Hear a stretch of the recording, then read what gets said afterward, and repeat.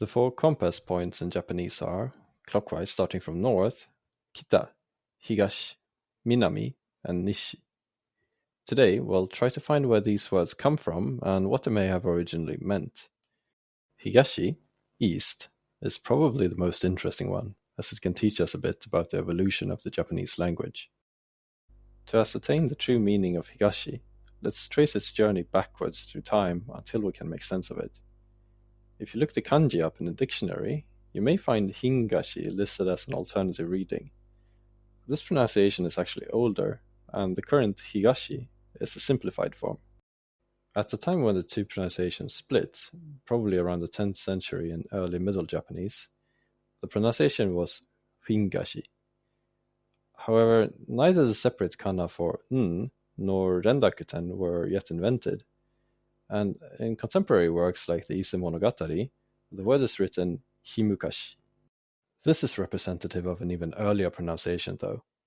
The reason n was written as mu was that the n sound itself appeared as a sound shift from mu, and the earlier form of the word was himugashi.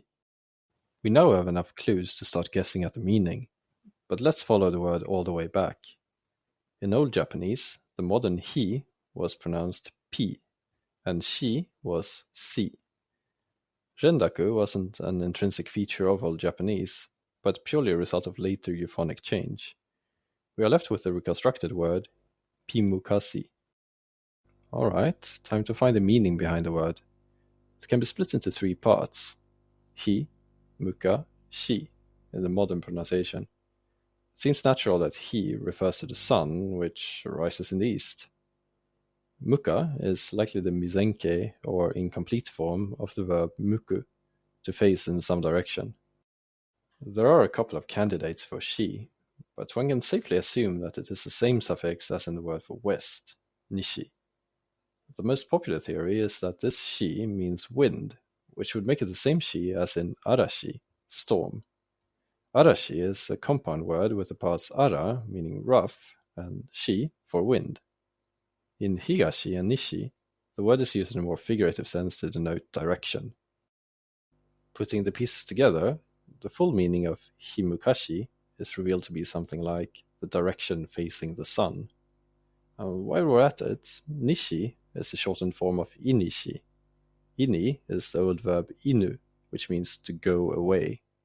Hence, inishi is the wind or direction going away, just as himukashi is facing the sun.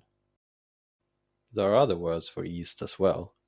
In the Okinawan dialect, for example, it is called agari. The etymology of agari is trivial in comparison to higashi. It just means rising, as the sun rises in the east. Similarly, an older word found in ancient texts like the Manyoshu is hinotate, which means where the sun rises. A more obscure ancient word is azuma. It is often written with the kanji for higashi, but was used mostly to describe the lands to the east of the capital, that is, more or less the modern-day Kanto region. There is a story recounted in older texts, including the Kojiki, about Prince Yamato Takeru, the guy with the Kusanagi no Tsurugi, crossing the sea to the eastern part of Japan with his wife, Ototachi Banahime. During the voyage, there was a terrible storm threatening to sink the ship, and Ototachi Banahime threw herself into the raging waves, offering herself up as a sacrifice to placate the gods of the sea. When the prince and his retinue arrived on the eastern shore, he gazed sorrowfully back over the sea and exclaimed, "Azuma haya," "Oh, my dear wife," in modernish Japanese, "Wagatsumayo," and in hypermodern Japanese, "my waifu," and the East came to be known as Azuma ever since. By that account, Azuma literally means "my wife." While the story itself is most likely a legend and an example of folk etymology, it explains the odd-looking kanji combination if you happen to come across it. In truth, the etymology of Azuma is unclear. One theory states that it comes from Aketsuma, the edge of daybreak, and another Amatsuma, the edge of the sky, but nobody knows. What about the other two compass points, north and south? Let me reuse the audio clip from just before. Nobody knows. There are a few theories, of course. Minami, south, has the almost silly folk etymology of mina, me, because everyone, mina, is looking, me, south. Nah, I don't think so. A more believable theory has it that it could be mi, na, mi, or in modern Japanese, umi no mi, as in the direction in which the sea can be seen. Yet another theory has it that it was mi nami, the direction in which one prayed to the gods, with mi meaning gods and namu being an old verb for today's inoru, to pray. I'm not sure there's any evidence for such practice in Shinto, though. There is a fourth theory that creates a more interesting duality with one hypothesized meaning of the word for north, kita, however. According to this explanation, south is the direction of light, and north the direction of darkness. With Japan being located in the northern hemisphere, the sun will be directly to the south at midday.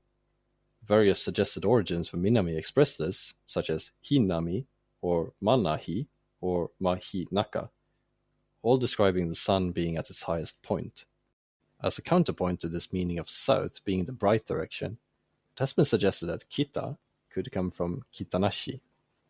Today, kitanai means dirty, but it originally had a wider connotation of dark or black.